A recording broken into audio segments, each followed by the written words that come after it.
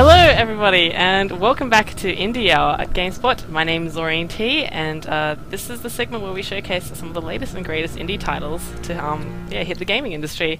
Now we've got a special episode today. We're actually joined by two developers from Epiphany Games who are here to showcase their upcoming RTS. So Morgan and Sam, thank you very much for joining us today. Oh, thanks for having us. Thanks for having us. Now can you tell us a little bit about the game that we've got lined up here? Okay, this is our RTS title called Frozen Hearth. It is, as I said, an RTS, but it has some other influences to offer a bit of a different kind of experience for lovers of that genre. Typically a kind of hardcore gamer genre. So it's certainly aimed at that kind of player, but you know, we feel we've put in enough functionality in there for far less experienced players to at least jump in and have some fun. We've got both a campaign mode and PvP mode, of course, multiplayer mode. The campaign can be played single player or two-player co-op, which is a core feature that we've had a really large positive response to in particular. It's been done a couple of times and we felt hadn't been done as well as we feel it could from Dawn of War 2, which was a core influence for us, or for me as a lead designer. Had a co-op mode, but you could really only kind of pick one of the units and the other guy got to use everything else. It was just not as fun as it could have been, so taking that experience, we made a co-op campaign. Alright. So did you want to show us a special multiplayer mode, or just... Okay, well we're going to play a skirmish match here, and there's essentially two races. There's a Danaan, who are kind of human, like a Gaelic or Celtic type of human race, and there's the Shango, who are essentially the baddies of our story here. Okay. And they're kind of ice monsters. They come in all kind of different shapes and sizes, from like bugs to giant like Yeti-looking demons to big tentacle monsters to all kinds of things, and they're a kind of giant mindless horde of a threat that are pushed forward by this moving, almost sentient carpet of ice that moves of its own will and drains the life from everything it covers. And in game, it has a very powerful in-game effect, applying buffs and debuffs and moving over terrain, and becomes a very central part of any kind of game. Alright, well, it sounds very interesting indeed. So he's choosing. So one of the central features is having a hero. So like Warcraft 3 or Dota style games. They're based along tank, healer, and DPS lines, like you get in typical MMOs or other RPGs. Yeah. Morgan has chosen a DPS kind, which is the Kratar tribe. And now he's got a chance here to further kind of fine-tune his hero. So he's gone for damage plus more damage. So he's going for a high damage kind of guy. So he's going to play against two normal AI here, just so it's not too brutal, because he's going to be talking and playing while he does so. Yeah. So we're just going to jump in. This map is called Crucible. It's also a game type that are based heavily on League of Legends or Dota style gameplay. Okay. So it's got that really heavily symmetrical kind of map, and in the Crucible game type, which is one of our game types, there's the towers that you see in Dota and etc. We've got a few game types. We've got Skirmish, Crucible, Assassination, and our own one, which is called Attrition, where you get to basically build up your own forces in advance with a set of points and just see how that plays out. Awesome.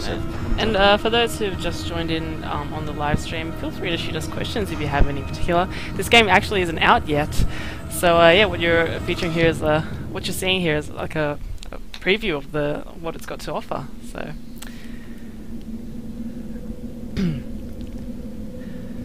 I think we're getting a bit of mic. Is the mic volume too low in the stream? I have to speak up.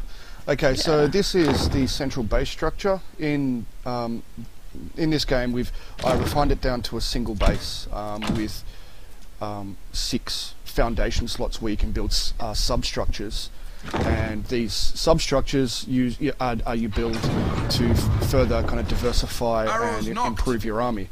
I've seen that. We'll get I've seen there. that mechanic before in a Yeah, couple of yeah. games, like one of the Lord of We'll the get Rings there. RTSs, as well as again Dawn of War 2. And thought that was a really cool way to kind of refine the base building down, because the game is quite micromanagement heavy. I didn't want players to be having to worry too much about base building and structure placement, so they could spend more time focusing on the micromanagement of their units. Okay. You can, as I said, you can build 6 buildings from a pool of 12, and you can knock them down and replace them with others. So, as a typical game goes along, you know, as players get more experience, you see them knock down buildings and replace them with others to get different buffs and different spell options, and change around the kind of units that they have access to, and the abilities that those said units can in turn get access to. Now I can see looks like there's resources as well at the top. So there's your standard resource management as well. Exactly. So we went for a resource secure. node option instead of like harvesting resources On our with way. workers or whatever. Right We just away. placed On our way. resource nodes. So you go and Advancing. capture the nodes, and they'll provide you with the passive income.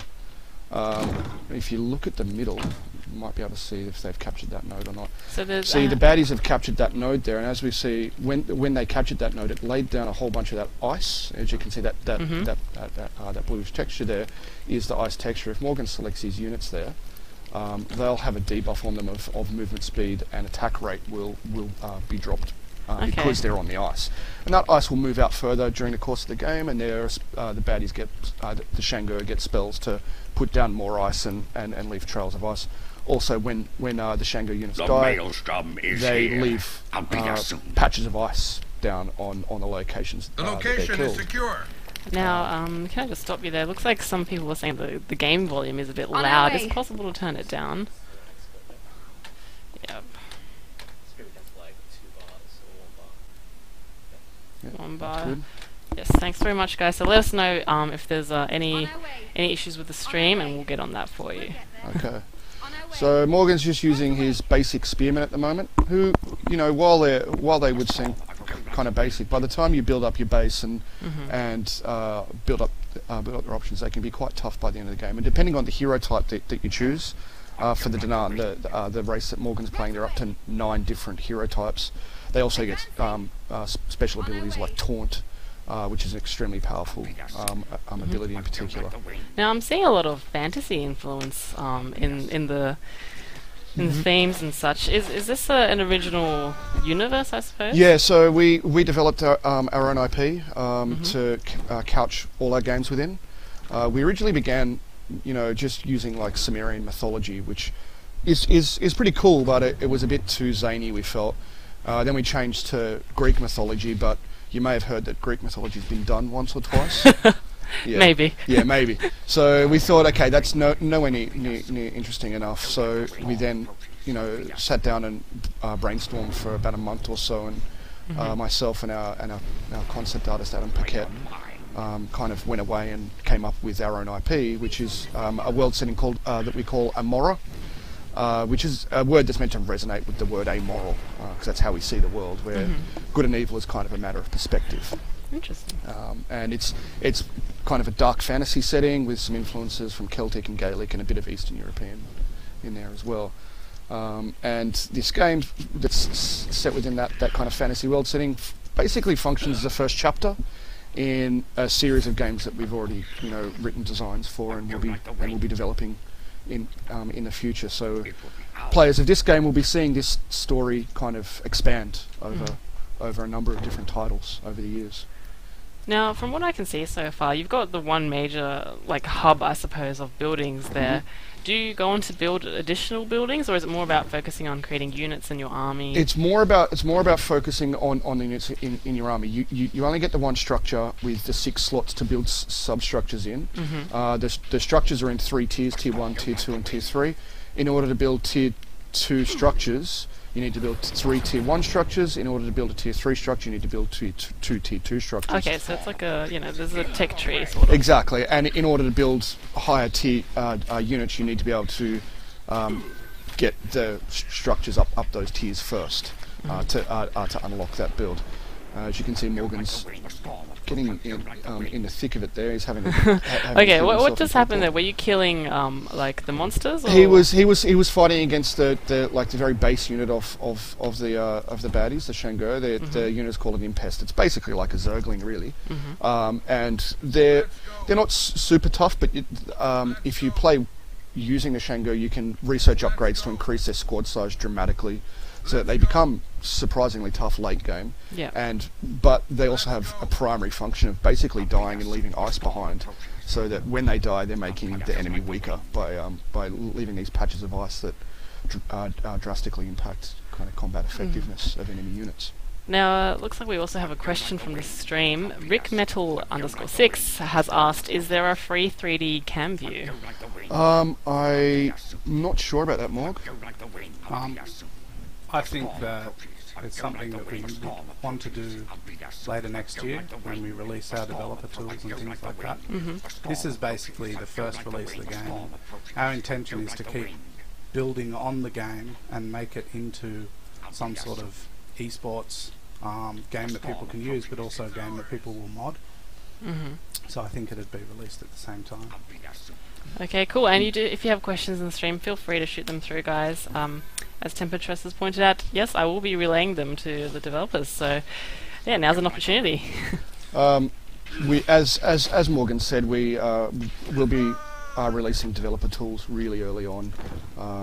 Not just map editing tools, but another version of our own stuff called Hydra, which is like a game design tool that allows you to modify units themselves, create spells, create abilities.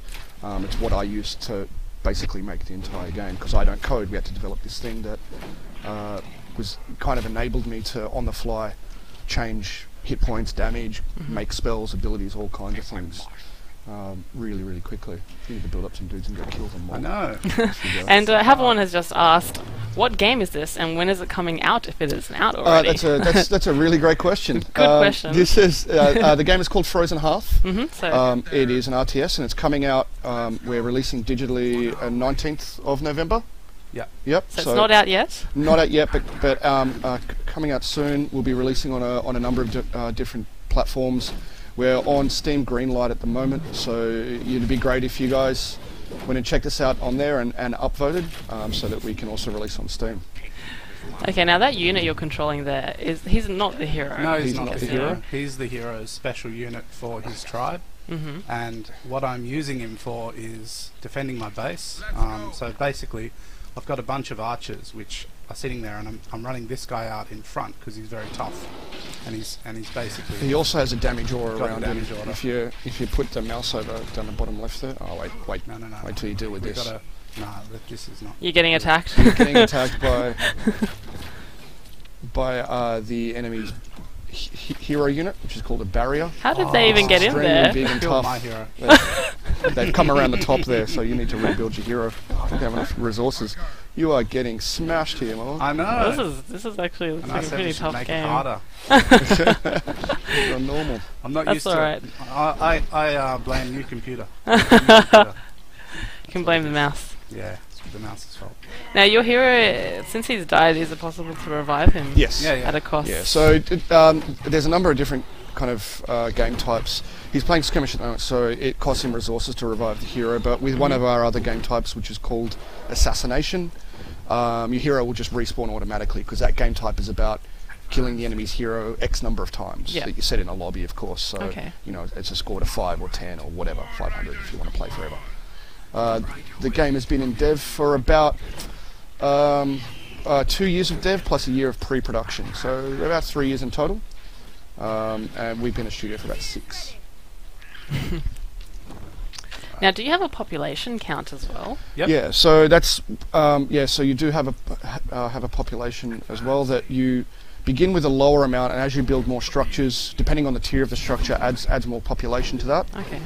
For the Shangur, the ice monsters, they also get upgrades to that population even further. So to give you an idea, for an average game, by the time you get to your first tier 3 building, you'll have about 100 population.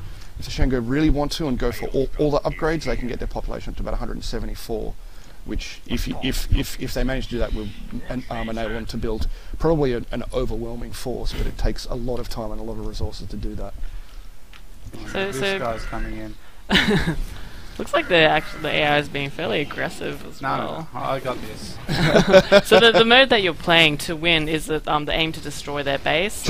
Yeah. So this is just skirmishes. Yeah, it's basically just knock down the enemy's base, and that's it. For our other game types, there's attrition, where there are no resource nodes and no resource income. You just begin with a set amount that's set in the lobby, and that's all you get for the entirety of the map. So you have to really strategize your build order over the course of a map. And now Have One has just asked, what payment model are you guys going to be using, and how much will it cost? So Morg? Yep, sure. Okay, so basically you pay to license the game. It'll be around $30 to license the game. That US or Australian? Yeah. US. And you can download it in a couple of services. GameStop has it, and another company called Rain has it, but we'll put a whole bunch of sites up on our website that actually have it, and share that with all you guys.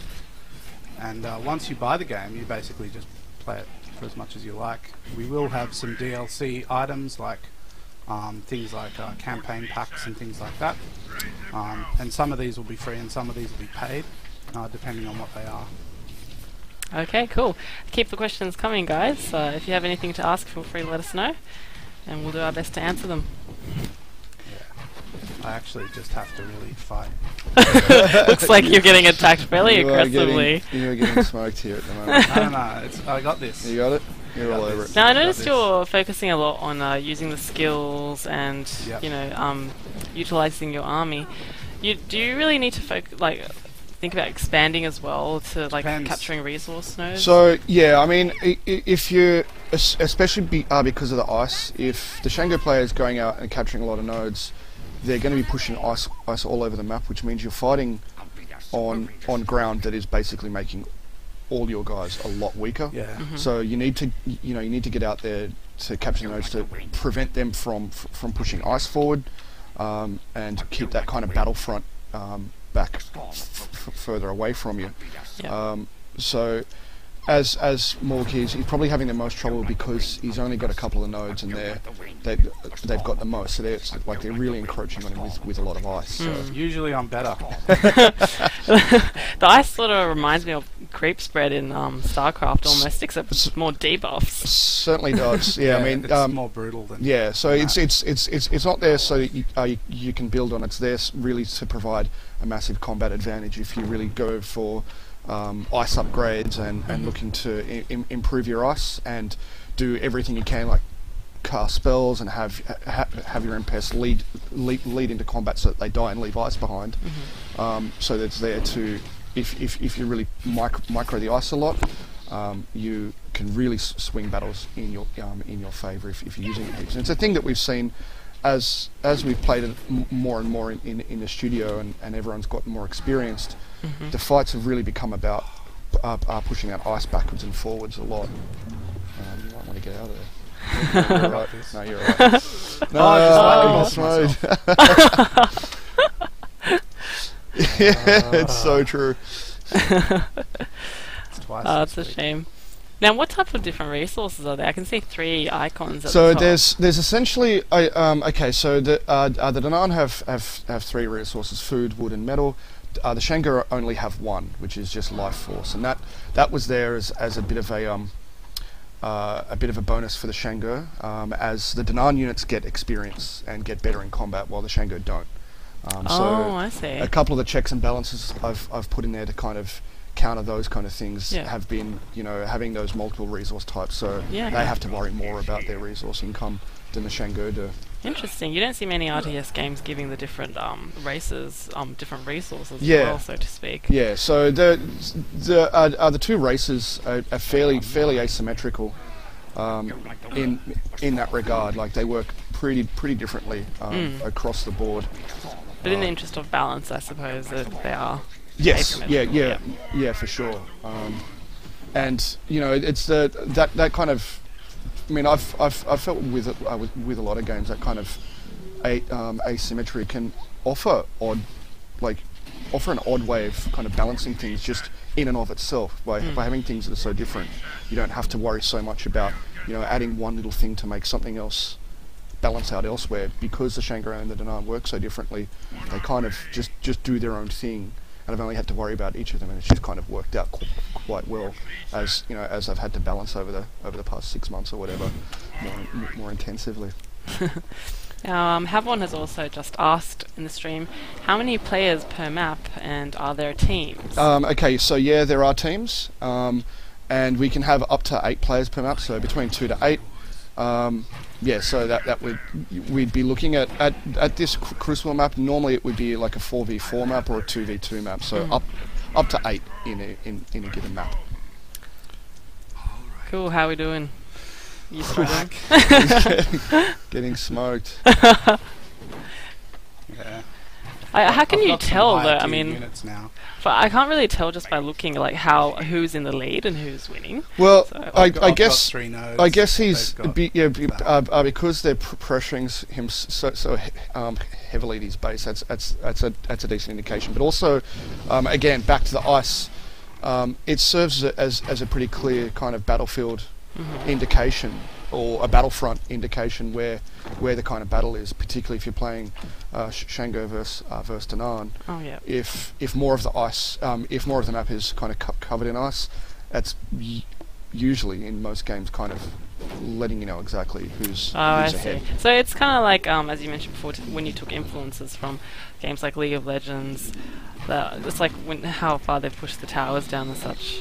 So looking at the mini-map. Exactly. For our own kind of action RTS or MOBA, depending on what you want to call it, influences into this game. This map, when it's played in that mode, has towers also, but our towers are able to be rebuilt. So you knock down the towers, it leaves like a resource node there essentially that you can then recapture, and it'll put a tower back up. So, in the games that we've had in the office, we'll have one team make a massive push, and being able to rebuild the towers has meant that the defending team doesn't necessarily get smashed. If they can get back and capture a tower again, they can kind of make their way back into the game. Mali Buindi has asked, is the co-op campaign different to the single player? The single player and co-op campaigns are essentially the same. In a single player, we do give you help by giving you an NPC that you don't get in the co-op campaign to kind of help you out a bit, because some of the levels would be pretty tricky without that extra NPC to kind of help you out, as the campaign is kind of focused primarily on being kind of co-op. And I think Havon has another one. Yeah. Has another question. Is micromanagement a huge factor in this game? Good question. Do you feel that you need that crazy APM in order to be competitively good at it? It is a strong factor. As far as crazy APM, I don't think so. I mean, we don't have many super competitive kind of players in the office. Everyone seems to be able to get through all the units, use most of the abilities, and experience most of the gameplay without being geniuses. Having said that, players who are better at micromanagement will be better at the game, of course, and there is certainly a reward for those players who do take the time to learn and micromanage more than others, for sure. Okay. Now, from what I've seen, just by clicking on the units, it seems like a lot of the units have a lot of different skills and abilities, or spells. So there's like a massive difference between a lot of the units. For example, there's a whole bunch of individual units. They tend to be really good at buffing other units around them and having high damage spells on them to help kind of provide spike damage when you need it. The unit Morgan's using now, Stormcaller, has a damage aura around him that buffs the damage of any guys around him. It has a couple of area effect damage spells, so he's really focused. The other unit there, the kind of pig monster, is called an Incursor. That's really, as you'd guess, a cavalry unit that has a really powerful charge ability. So he's great for picking something out, knocking it down, doing a bunch of damage. and getting around the sides of people. There's archers, there's spearmen, there's, as a more kind of simple frontline force. This unit here is called the Domain. They're kind of lycanthropic monsters who, as you'd expect, do huge amounts of damage in combat and are a really powerful melee unit. But from what I can see, it seems like a lot of units have over like 5 to 6 different spells, and that's kind of rare for an RTS. Especially, traditional RTSs where most units just attack, or like they have different properties to their attack, and maybe one or two skills. You don't really see more than that. Yeah. So I mean, as I said, there's definitely a reward for focusing or being able to micro. You don't necessarily need to be spamming all those abilities and flicking between units to make them effective. It's just that if you do take the time to go between units and use their abilities, you'll most definitely see a benefit there. Okay. All right, so we've got some more questions. Mambutu Nizwa, sorry if I mispronounced that, has asked, what about key mapping? Can I make changes to the tower without having to point and click? You can definitely select the structure. We've got grid keys for unit abilities. WASD moves you around the map. Q will select the stronghold, your base. Double tapping Q will navigate you back to the base. As far as selecting the outer buildings, we're working on a workable method to use those that doesn't kind of clutter the HUD too much, or because we're using a lot of the grid at the moment. But we're definitely looking at adding a bit more to make the key mapping a bit more extensive. It's quite extensive now, but we're always looking for ways to improve everything further. Now, Pygmy Ninja has asked, will we get to see the ice guys? Maybe you should play a game where you play as the ice dudes. Yeah, for sure. Just to show the differences. Yeah, because you are getting smashed here. This game's not going to go for very long. This doesn't usually happen, right? No. And Have1 has asked as well, how many different units per race? Are there any items that you can buy as well? Yep. And how do the research trees work? Okay, so there's, off the top of my head, there are 11 units, not including the hero, per race. There's actually 10. There's a pool of 9 units, 9 base units that you can build. Actually, no, back to 11, sorry. A pool of 9 units you can build out of the central structure. Then you can build an elite unit, and you can build an domain, who are the lycanthropic dudes out of another structure. There are items that you can upgrade the hero with. There's the item shop there, where you can build basic or advanced items that provide in-game buffs like attack, damage, and attack rate, or health, armor, etc. Is it 1 item per unit? Yeah, the hero can wear up to 3, and the advanced items will use combinations of lesser items. That HUD has actually been upgraded in a later build. Oh, so only heroes can wear items? Only the heroes can wear items. There's been a couple of questions. How do research trees work? Okay, so the research trees, depending on the building that you build, all of the buildings, except for 2 of them, offer some free research options that, for the Danan, will be based along either extra damage, extra health, extra armor, plus faster cooldowns, and you choose one depending on the building. It's an exclusive choice per building. The buildings themselves also provide passive buffs just by building the building. So, and then within those, there's also specific research like increasing the attack speed or damage of all units or armor. There's research options to give your hero an extra spell, either a healing, damage, or defense focus spell.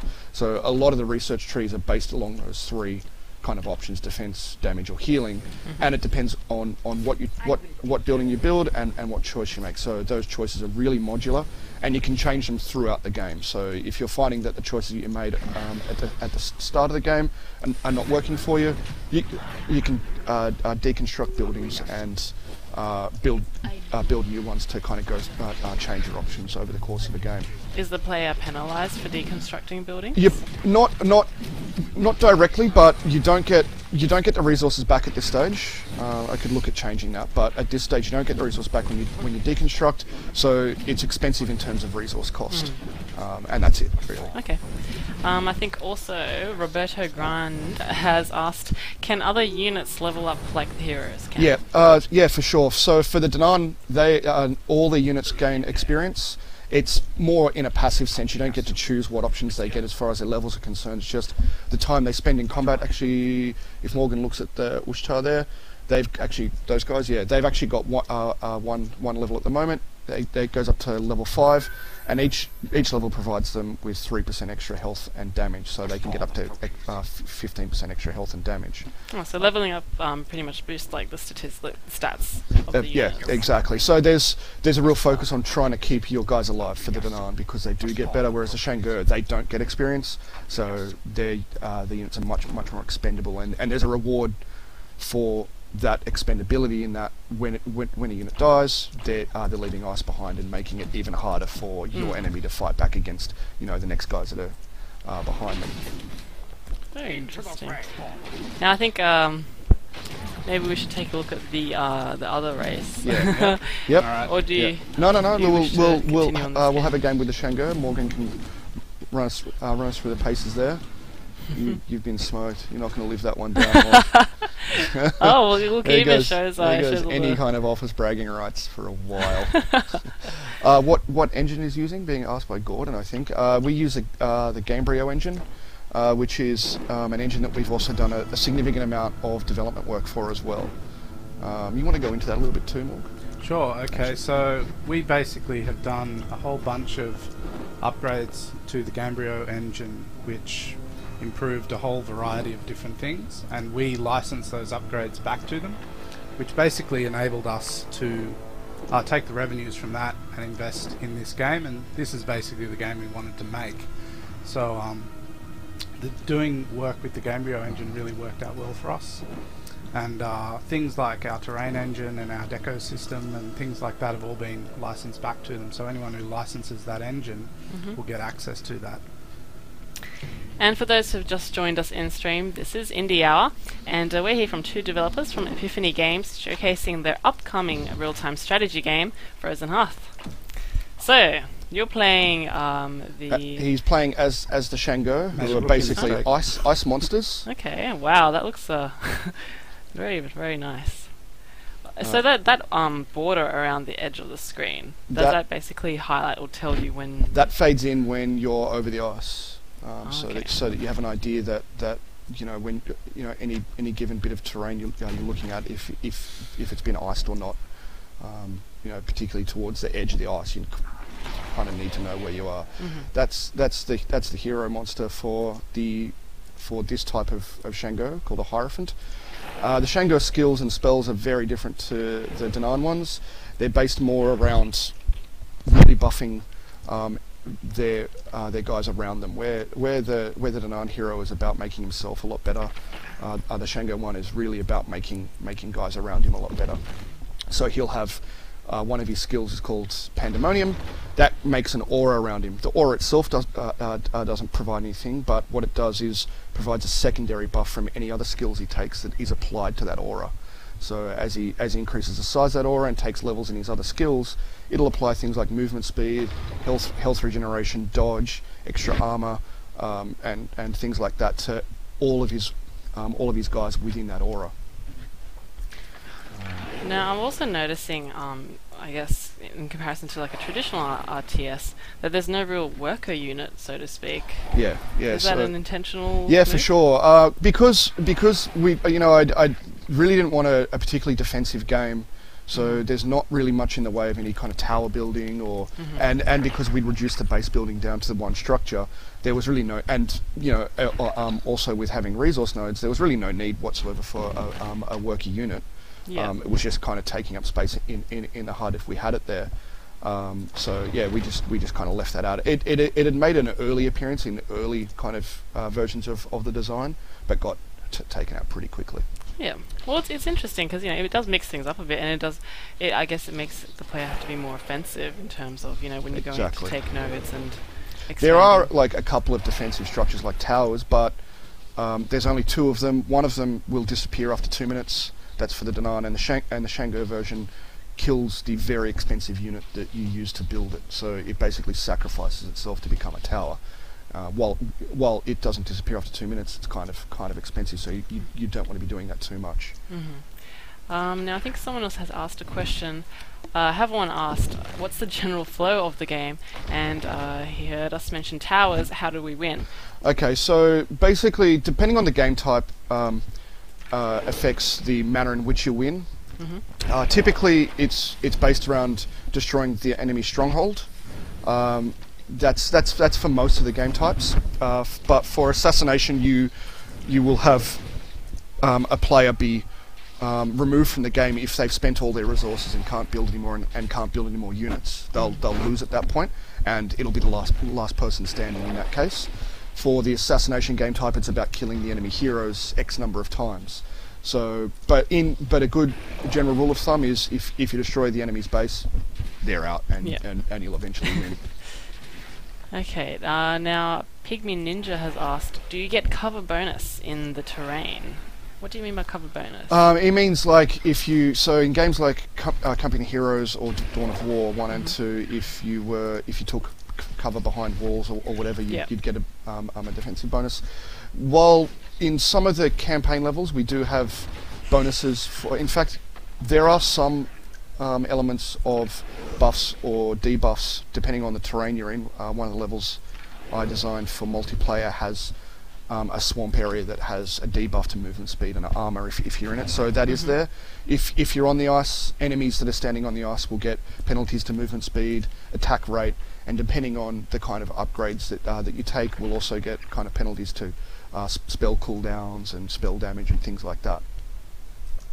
Now, so if there's 2 people playing the ice race and playing against each other, do they both get bonus? They will get so they'll get affected by each other's ice. So it kind of becomes doubly worse in that case for them, because there's also benefits for the race that's standing on ice. If they own the ice, if they're fighting off the ice, they lose that benefit. If they're fighting off on someone else's ice, they not only lose that benefit, but they also assume the kind of debuffs that they'll get on the enemy's ice. So it becomes really crucial in that kind of game type. RTS Rules has asked, how long is the campaign? The campaign is 22 missions in total, with a bunch of that includes a few optional missions. So we aimed for around 14 to 16 hours of gameplay in the campaign, and it's playing out about that long at the moment. And there's a large focus on multiplayer as well. You guys were talking before about how you're aiming to make this sort of an e-sport as well. I'd love for that to happen. Certainly we got some pretty big players to compete against on that front. So, I wouldn't want to go out and make too many giant statements. But that's kind of an ideal in terms of the outcomes that I'd like to see, is the game kind of reaching that level where it's being played regularly as an e-sport. Not just in a kind of commercial sense, but to see people engaging with the game that we've made out of that extent would be really great, really satisfying.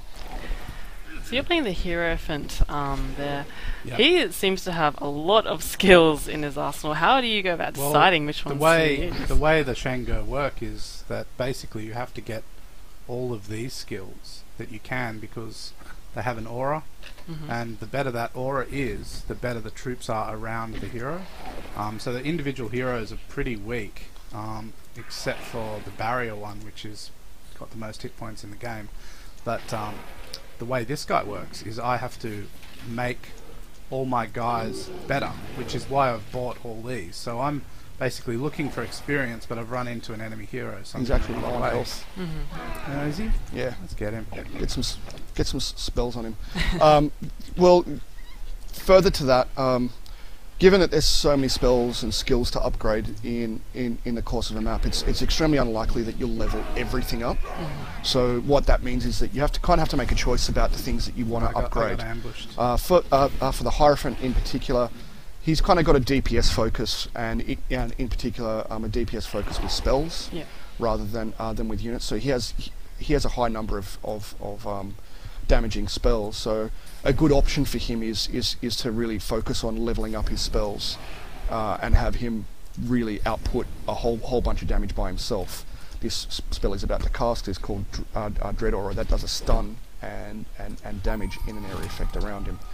So if you really focus on that for this hero, he can output a lot of damage over the entirety of the game. But if you prefer, you can level up his skills and provide those passive buffs to guys around him if that's your kind of play style. So there's a lot of optimization there with pretty much all the races. Now, I know we talked about this before, but Havon just asked how many resources are there, so maybe just to recap. Just to recap that, so for the Shango, the ice monsters, there's one resource type called Life Force. That's to make resource management a lot easier for them. But for the Danan, there are three resource types: wood, food, and metal. So that would be four basic resource types. Plus, there's the population resource, which both teams share, which is basically like a pop cap. So if you're playing a different race, then there's different types of resources that you need to look out for. Between the Danan and the Shango. There's another one. Bonkerers has also asked, is there any way for the humans to remove the ice? There certainly is. There's a number of spells that remove the ice.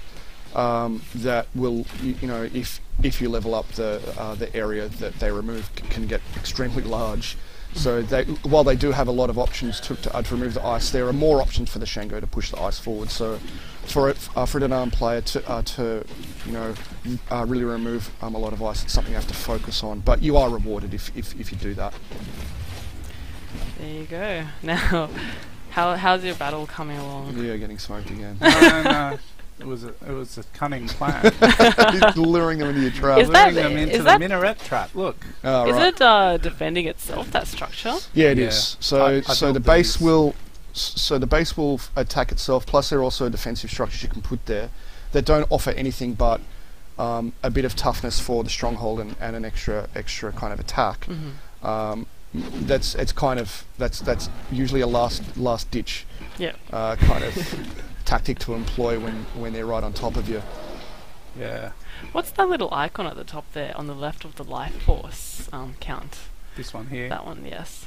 That's the resource type. It basically displays whether you're having pooled resources, split resources. And at the moment that's displaying split resources. Okay. Which you can doesn't affect Morg here, but the other two, that means all their income is being split evenly between them. Okay. Not pooled as one.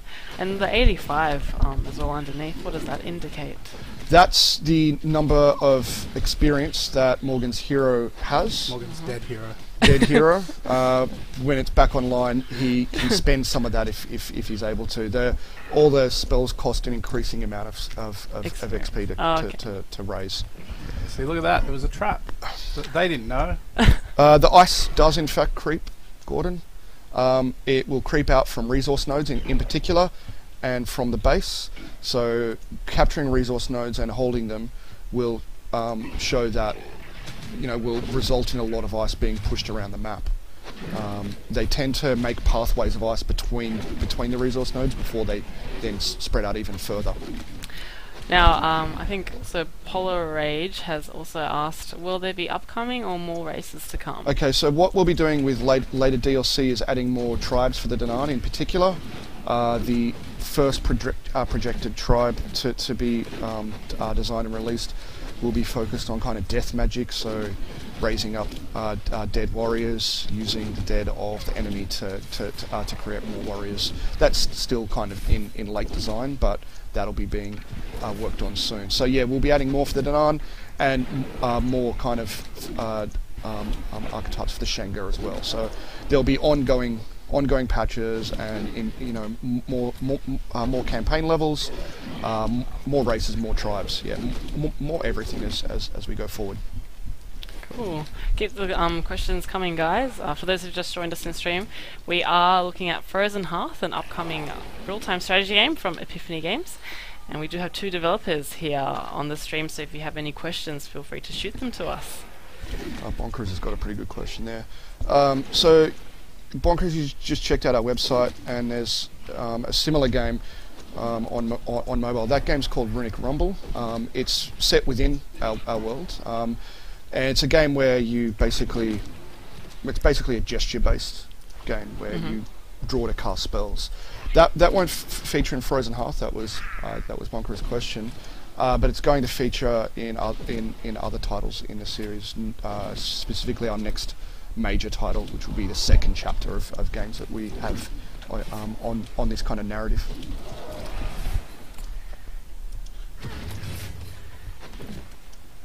So the campaign, if I'm assuming that it follows a story and such. Did you have a team of writers that you had to bring on board for? No, basically I did pretty much all the writing myself. That's been hundreds of thousands of words, possibly over 1 million now, which is significant. But that's not really the hard thing. I guess the really challenging thing with writing for a game I found is fitting it to the tech itself. So making it so that we're not covering the screen in giant pages of text. Yeah. Basically telling an epic narrative in tweets, essentially, in a series of tweets. So that's been extremely challenging. Have one also asked a very good question. I think you'd be happy to answer this. Will you guys be supporting mods? Very much so. That's always been a really central focus of everything we've been doing. So we'll be releasing in probably first or second major patch mod tools like level editors, so you can create your own maps, amongst other things, as well as our own software that we call Hydra, which is a game design tool that we developed because I don't code, that basically enables you to create units, create spells, adjust units, and then rapidly iterate those changes as you go. So that's an extremely powerful tool that we'll be giving to our players. And it sounds like you don't necessarily have to be a programmer or no code to be able to mod the game as exactly. Well. I mean, it's been shown time and again that if you kind of engage with the mod community, you get really great results. I mean, there's an entire genre of game out there now that's so hot right now that is as a result of a guy looking at Warcraft 3, or actually original StarCraft, and going, I'm going to make an awesome game out of that, Awesome. Roberto Grand has also asked, will you ever consider consoles? For sure. Well? So not for RTS, because it doesn't work on RTS as far as we're concerned. I think pretty much everyone in the world agrees with that. But for the next game, that will be primarily console-based. That'll be an action RPG. And we'll be on PC, of course, because we've got love for PC. But yeah, so we'll be on consoles as well. So Polarage asked, will we be able to create our own maps? Yeah, so yes, for sure. So you'll be able to make your own maps. I would really love you guys to do that as much as possible. Something I'm pushing for in the office is for us to be able to offer incentives, like cash. Incentives where if someone makes an awesome game type or map or whatever, and we use it in a patch, here's some money for that, because you've gone ahead and spent a bunch of hours on our game and made some really amazing content. I'd love to reward people for that. Ethereal has asked, will there be any DLC? There will be DLC for sure. So extra races, there'll be item packs, there'll be extra campaign levels, there'll be skins, all kinds of stuff. Awesome. Thanks very much for the questions, guys. Keep them coming. And how are we doing in the game? Not amazing. You're getting smack talk in the questions as well, Morg. You're in trouble. You sure you don't want to take over for you? That's all good. I got this. Bring up the developer console. I got this. I can do that. Start cheating. Cheers, have one. Appreciate that. See, I just killed that guy. He was a hero. See that? That was me. So the hierophant that does he gains experience, but the rest of the units do not. The rest of the units don't. Okay. So it's just the hero unit for the Shango. Yeah. And you can see that I'm keeping them together because they all get buffed by his aura. Oh yeah. And Oh, and actually I shows use how him far. to do special sort of things like this, which will stun and do a massive amount of damage to everyone. Just to answer Vash Catman, yeah, Peter Mackey doesn't do anything, and you can tell him that. He's Peter He Mackey. is We know absolutely, that. he's We got our absolutely eyes on useless. I'm guessing that's We're an watching you, inside Mackie. joke. He's our AI developer. He's absolutely fantastic. Oh no, this is not good. Nothing Okay, short of a genius. so Doors Elfin asked, somebody mentioned earlier, what were the primary game influences? Okay, so for me, one of the major influences was firstly Dawn of War 2, which wasn't my favourite game of all time, I'll say that, but it had some really, really cool ideas, and I thought that a lot of the ideas in that game could be, I don't know, I mean, I'm not going to say improved upon, but be made use of. Beyond that, of course, StarCraft. I don't think you can make an RTS now without that as an influence. But Company of Heroes, in particular, was a massive influence in terms of kind of the view distance. Company of Heroes is out a little bit further, but having the view distance in so close for us kind of informs the player of the kind of scale of battles that they're expected to play, and that's something that I really got from Company Heroes in particular. It's really close, and it kind of tells you that you should be using smaller kind of squads of guys to have skirmish level battles instead of epic giant wars between battalions. This, you know, having the view quite close in, like COH does, really does say, okay, you need to have a smaller number of units, microing heavily. Okay. I think Ethereal has asked, how long should a typical match take? I've aimed ideally for 20 to 30 minutes for a typical map. In multiplayer, a lot of the campaign levels will play between 10 and 30, depending on the mission that you're doing.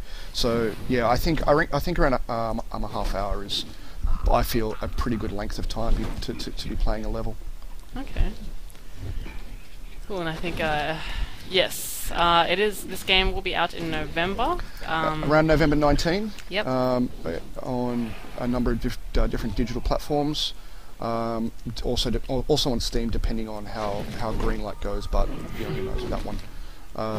And boxes will be out. There might be some boxes locally. The publisher has said that they'll be doing some boxes locally, but I'm not 100% on that one. Hopefully, because it'd be cool to see some boxes in stores, even though box sales for PC games in Australia are typically amazing. Where do we go to download more?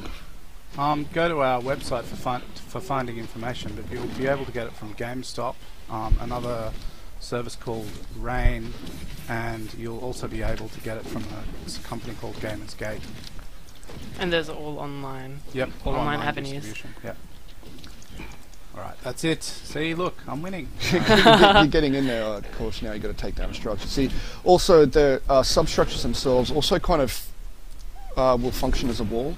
If he had any more melee guys there, they wouldn't be able to knock the building down until they knock down the other buildings around the outside, because there's attack points and there's a finite number of attack points. So if you've got a big army of melee guys and you want to knock down a fully built up stronghold, you'll need to knock down the outer buildings first to be able to get to the central structure. For a player to have like all the outer buildings all built up, is that a very late game thing? I kind of aimed for being able to get to tier 3, which will have you at all slots filled at around the 8 to 9 minute mark. Okay. So that you get, because that isn't really late game by that stage, but it means that you've got some plenty of research options within about 10 minutes. There's a really good question there by Pygmy Ninja. Yes, you should definitely all vote for on Steam Greenlight. That is a yes, categorically. Yeah. And look, you can have this cool unit as well. Where's your hero gone? He has been killed. The strongholds can be quite tough to take down if you don't have siege units. Yeah, but I'm tier 3. So you might want to build some Borean to take down the stronghold. Yeah, it's very focused on the small armies with micromanagement. I mean, I'm used to going massing units and going in and having so much happening on screen. Yeah, well, you can really get a lot done with a small kind of elite squad of guys if you manage them well. Having a massive swarm will also help, you know, in general combat, but the strongholds in particular are tough for like the kind of tier 1 units to bring down. You'd need to be really taking care of you guys a lot for them to be able to bring them down effectively. I mean, you can, but it requires a lot of care from the player in order to do so. So spells do damage to the stronghold as well? Yeah, they will for sure. Okay. You're the best, have one. Thank you. Thank you, have one who's just linked, I believe, the Steam Greenlight. So you can also assign control groups. Oh yeah. Yeah, for sure. So I've just got one, two. my Colossus in control group 1. Mm-hmm. My Ice Demon's in control group 2. Hero. The usual RTS fare. Waiting. Typical kind of functionality. I'm going. You know, I mean, I'm going. pretty much. I would say that all of those kind of base staple kind of commands and functionality are in there. But if you guys see something that you think is missing, let us know, because I can get it in the game within minutes, really. What about queuing skills? There's nothing in there at the moment. It's kind of come up, but in terms of where we'd place that in the HUD and how we'd go about doing that, it would probably be like something done in the lobby.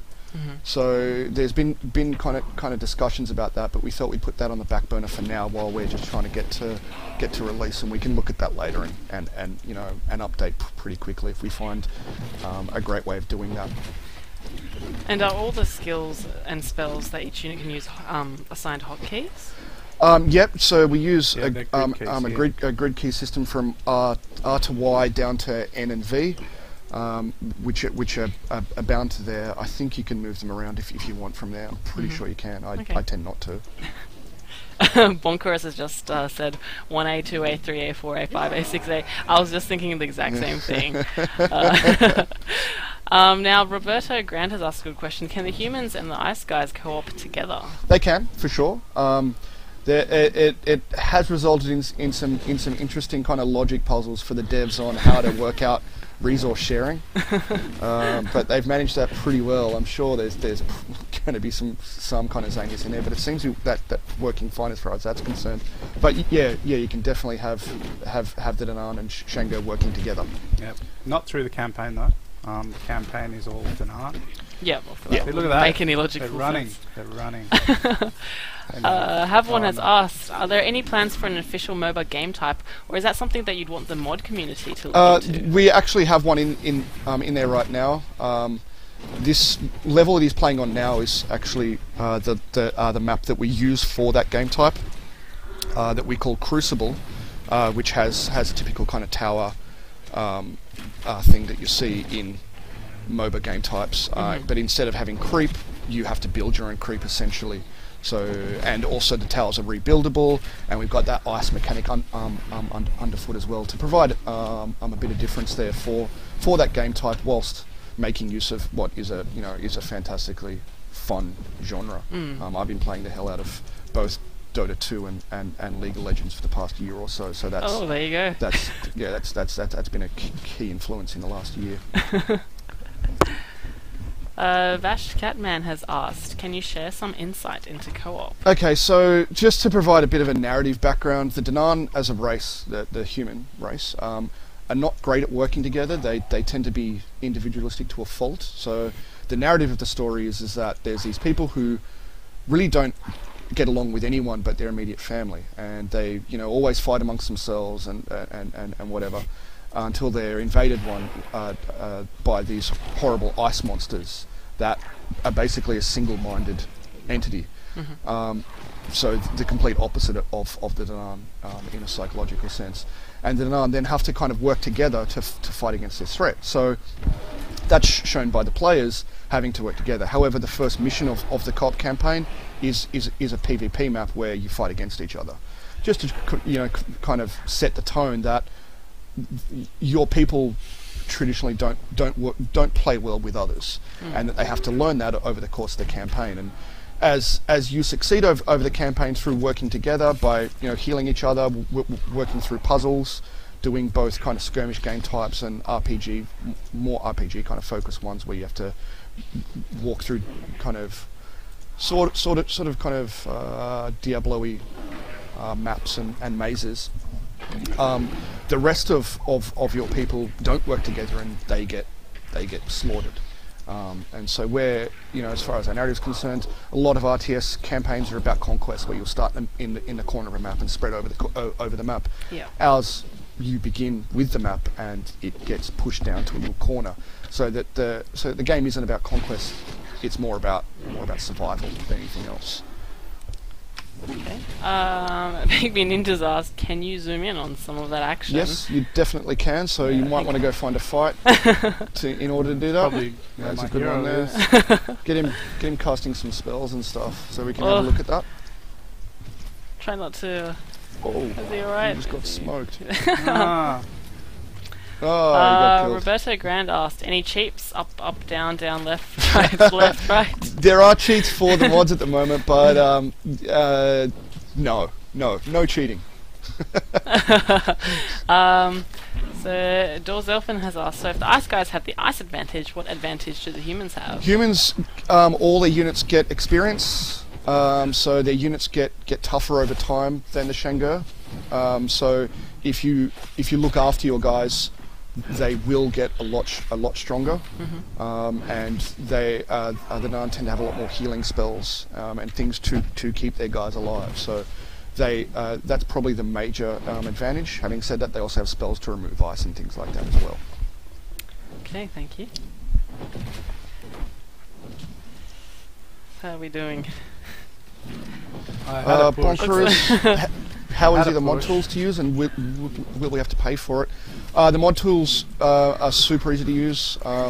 We developed our tools for the Gamebryo engine, which has been licensed elsewhere, and our Hydra tool that we use internally is also really easy. That's what I use, and I don't code, so it's incredibly easy to use. Basically, I'll go in. It's essentially a giant spreadsheet where I'll go in and change values, or use kind of drop downs to modify or create spells and abilities, and then push the magical write code now button and it outputs syntactically perfect code. Yeah, so there's a little bit of information about the mod tools on ModDB, and that's probably where we're going to put stuff up as information gets released. We are a really small team, but what we want to happen is eventually for all those tools to actually land into your hands, so that you can take the game wherever you want to take it. Now, in this game mode, where the aim is to destroy the other, your opponent's base, or that the one structure, do you find that maybe that might open up problems for, like, say, backdooring per se? So, like, if a person sneaks their army right up to the base and has it destroyed. I think that is there, and that has actually kind of come up in games that we play, particularly in the assassination type, where we're playing against some media guys the other day, and we had a massive score advantage, but they kind of backdoored us and killed my base and took me out. And you know what? That happened because I wasn't watching.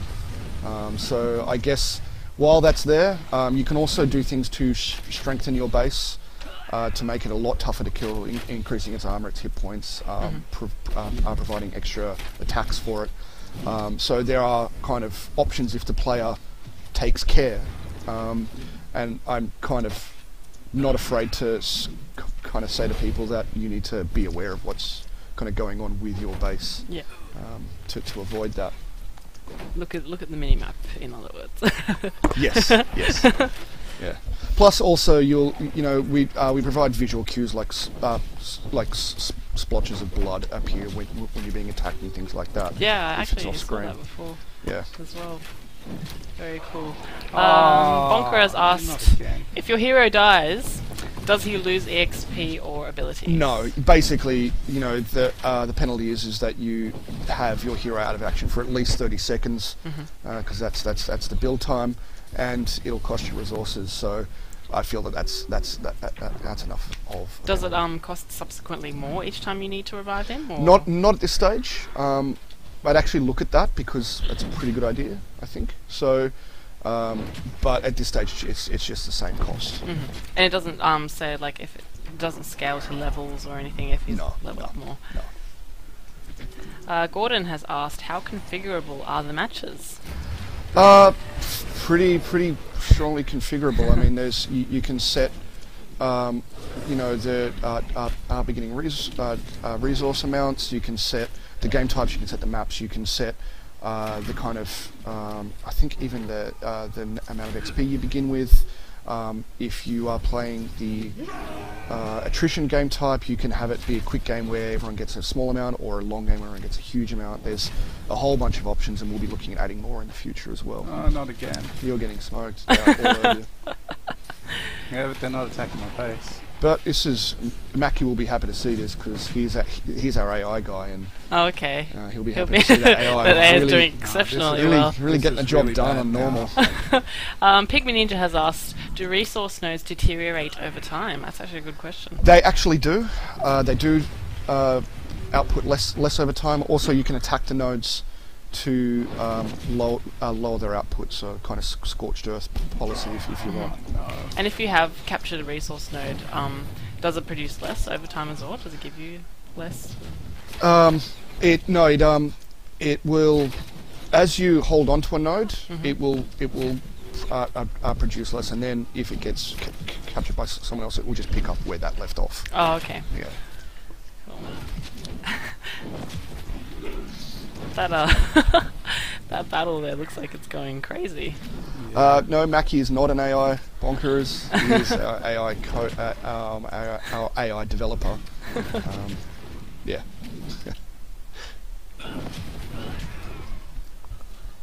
Yeah, I got it.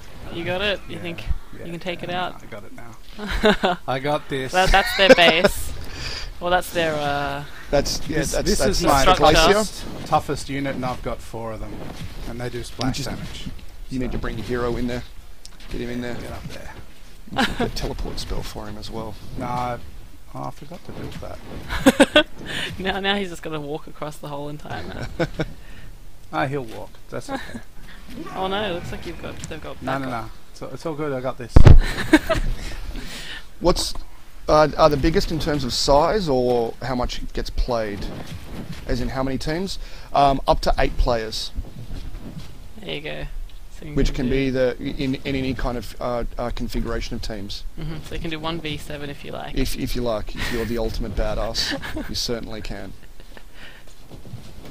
Life Leech will give you resources, but you don't really need. You got 2,000. That will make ice even better. Does their the structure sort of fall apart the less the more damage it receives? It hasn't animated to that extent yet, because that's like a lot of art. I It'd be can expensive, imagine so. but again, something we'd be really Oh, happy looking at. Have1 has asked, how is the server infrastructure? Is it peer-to-peer? This is a you question. Yeah, this is a peer-to-peer game. So basically, you set up games and join those games peer-to-peer. Cool. Pigman Ninja has gone back to the PvP map question. Can we do 8 free-for-all? Certainly can. Yeah, we it's really have fun. we have a King of the Hill map type where there will be like a central node or more, and their object is to hold the node for the longest possible. So we'll have 8-player free-for-all in the office, which gets pretty zany when there's one point and 8 people trying to hold it for 5 minutes. Keep on rolling. No! Oh no, get him out of there.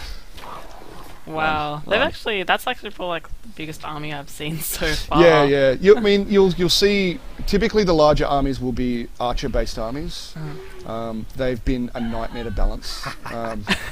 They've been the Those heroes. unit du jour for most of development. Are some units worth more population or contribute more to the population count than others? Yes, yeah. So, generally speaking, individual units will cost less because there's just one dude. Big, powerful squads like the Domain, the Lycanthrope guys, I think they're the most expensive. They're like 18 population. The archers are around 12. I think the least is the Impes, the smallest squad. That's 4 for a squad of up to 7. So the biggest horde you can get is with the Shengo Impes. Okay. Pig Miniature has also asked, so WAN multiplayer is direct connection, as in there's no matchmaking server? Not at the moment, but our plan is to build our own sort of BattleNet-like service, which would allow for league tables and things like that. but basically you just play it like a LAN game at the moment. Mm-hmm. Our plan is to get this out amongst as many players as we can and just get them playing the game so that we can focus on those aspects later on. Yeah. Early days, one step at a time, I think. Yeah. Where are they coming from? I actually don't there's only one area where their structure actually is. Is that correct? So wouldn't the army just be coming from there and running across the middle? It is, but there's two armies, so that's why He's up against 2 AI at the moment. Oh, I see. So there's two kind of start points here and here, because this is the 4-player version of the map. So they're probably also coming up around the top as well. Doors Open has asked to hear more about the studio. Okay, we're called Epiphany Games. We've been around for about 6 years. We began Very Garage from the Northern Beaches in Sydney originally, and basically we started out wanting to make an MMO. Because they're kind of cool and they apparently make some money, so we thought, we like money, we'll make an MMO. We were in kind of pre-production for a few years, writing design docs, evaluating engines, and whilst we were evaluating engines and doing stuff like that, we kind of settled on the Gamebryo engine because it was within our kind of price point at that time, but it was missing some features that we needed, so we built those features ourselves and then licensed those features back to the company that owned Gamebryo, which gave us a bunch of income that we then ploughed back into the company to help develop the game. So, not only are we kind of a game dev studio, we're also kind of a middleware developer as well. We also do mobile games. We have done games for companies like Disney, and we also did the development of the game for the TV show Underbelly. Which released recently, it was like a month ago or so, as well as other advertising games and games for ourselves, including a mobile title called Runic Rumble, which has been out on iOS and Android for about 2 months now, which I think it's $1. Check that one out, it's really awesome. So that's basically us in a very small nutshell. Yeah. Roberto, take the question. Roberto Grand asks, any Diablo kind of levels where it's just the heroes? Yes, there are. Where it's just the two of you rocking through a dungeon or a maze, having to take on some like smaller swarms of enemies as you do so. So yeah, yes. The answer is yes. And Rick Metal 6 has asked, what are the minimum CPU requirements for the game? Basically, you can turn down the graphic settings to get it running on something like a Core 2 Duo. So it's fairly light, about a computer about 3 years old. But the more things you do with the graphics, then if you're hosting games with AI, you need more sort of CPU for that as well. But it's fairly good. And those will be like released with the game as well, I assume. The full requirements. Yeah, exactly. They're on the sites that you have to buy it from. So basically, you should be able to work out whether you can play it or not. We have a lot of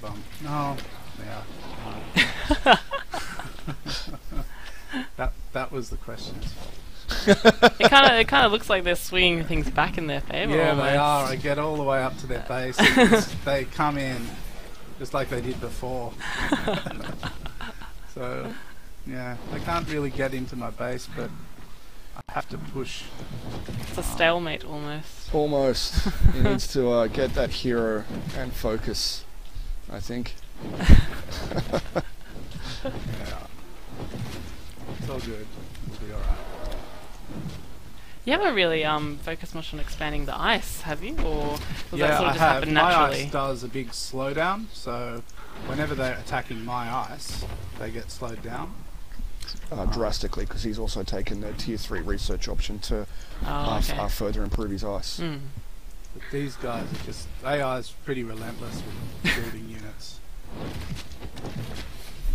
Yeah, sure looks like it. They just keep on coming. Yeah, these are really good though. This is a Colossus unit. It looks really cool, but it's also one of the best units the Ice Demons get. It does splash damage, and it's got this Dread Aura, which is really cool, around it.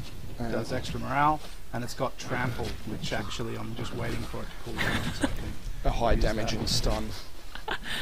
So there's actually a morale or measurement of morale in units in the game. There are. We're working on ways to make it a bit more apparent. So there's a morale function where only for the Danan, the Shango being mindless ice monsters don't really need morale. Where you'll have say 1,000 morale, and if you get down to say 200, they'll get a debuff, so attack damage, etc. debuff. There's also over morale, so when you kill an enemy squad, or there's spells that give temporary buffs to morale, if that goes over 1,000, you'll get a bonus to attack damage and things like that. Yeah. Ethereal. Sorry. Sorry, no, go on. No, and I was just going to say we're just working on ways to make that more apparent, as I said. Ethereal has asked, other than the spearmen and the archers, do the humans have any other units to fight the huge ice? They certainly do. They have, in terms of squads, they have elite kind of two-handed sword guys called Ushtar, who have a war chant ability that makes them do a lot more damage and move a lot faster. They have a cavalry unit called the Incursor, which is basically a guy on the back of a giant pig, which can charge and do all kinds of high damage abilities. They get the Nemain, who are kind of lycanthrope monsters that turn from human form into a kind of beast form that do really high damage, move really fast, but only work in melee, and you lose a bit of control over the unit. They have individual units like the Rudharim, who are healers, so they keep your guys alive and also have an aura that increases the health of guys around them. There's the Menharim, who are like the Rudharim but for damage, so they have a damage aura around them and have a spell that doesn't affect Fireball. They have a siege unit, which is like these old guys called Kritarim, who basically have a really long range attack that makes spikes spike up from the ground. They're great for taking down bases. Morg looks like he's about to take down his base, having said that. Awesome. So the Danan do have an array of units that they have to fight the giant ice monsters. Alright, I got Not this. yet. I got this. You reckon you can take that one down? I don't know. Yeah, I'm on the way. I'm on the way. My hero's back. Yes, for those who've just joined us in the stream, we are playing Frozen Hearth, an upcoming real-time strategy game, and we're joined by two of the developers from Epiphany Games, who are here more than happy to answer your questions. Rick Metal 6 has just asked, are there stuff on the map we can find, like spells or resources? You can find resource nodes at the moment. There's stuff on the map we can find. Okay, so you can look for resource nodes to increase your resource income. As far as finding like loot or treasure, not at the moment. There are things like that in the campaign where you find items on the map. In multiplayer levels, not so much at this stage.